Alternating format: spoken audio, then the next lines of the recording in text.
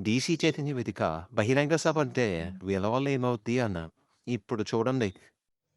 ఎంత పెద్ద ఉద్యమమైనా ఒక్క అడుగుతోనే మొదలవుతుంది. ఎంత పెద్ద పెను తుఫానైనా ఒక్క చినుకుతోనే ప్రారంభమవుతుంది. Yes!